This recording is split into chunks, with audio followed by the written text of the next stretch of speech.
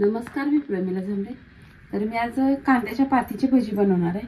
त्यासाठी एक प्लेट बेसन मी चाळून घेतले।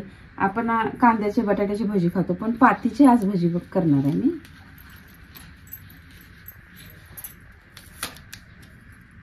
तरी कांदा पण साईडला ठेवणार आहे आणि किती लांब आपल्याला भजी बनवायचं तर अशा आकाराने मी कांद्याची पात आता कट करून घेणार आहे। तर बघा, अशा प्रकारे मी कांद्याची पात कट करून घेतली। आपण आता ह्याला बेसन तिंबून घेऊया। तर मी बेसन चाळून घेतलेलं आहे। 1 चमचा ओवा मी नीट करून घेतलेला आहे। थोडासा खायचा सोडा घेतलाय, ते पण टाकून चवीनुसार आपल्याला मीठ वापरायचं। थोडीशी मी चटणी वापरणार आहे, एक अर्धा चमचा। तुम्हाला वापरायची नसेल तरी नाही टाकले तरी चालते। थोडं थोडं पाणी ओतून आता हे बेसन तिंबून घेणार आहे मी। तर मी छान असं बेसन तिंबून घेतलंय।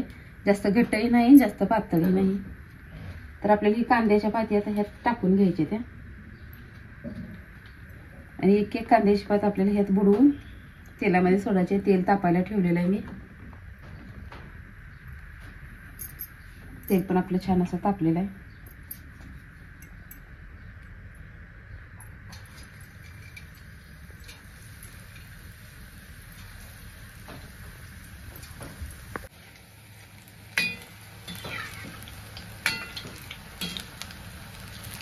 कांद्याची पात लांबर असते, आपल्याला जसं आकाराने कट करायचे तशा आकाराने कट करायचं आणि त्याच्या बरोबरीनेच आपल्याला तेल पण ओतावं लागणार आहे, म्हणजे पूर्ण तेलामध्ये तळलं पाहिजे।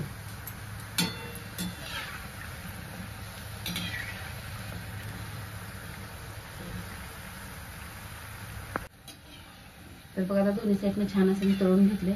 एका ताटामध्ये ह्याला काढून घेते। एका साईडला असं नितळण्यासाठी घ्यायचं अगोदर, म्हणजे तेल पूर्ण नितळलं जाते। आपल्या भजीमध्ये अजिबात तेलगट आले नाही पाहिजे।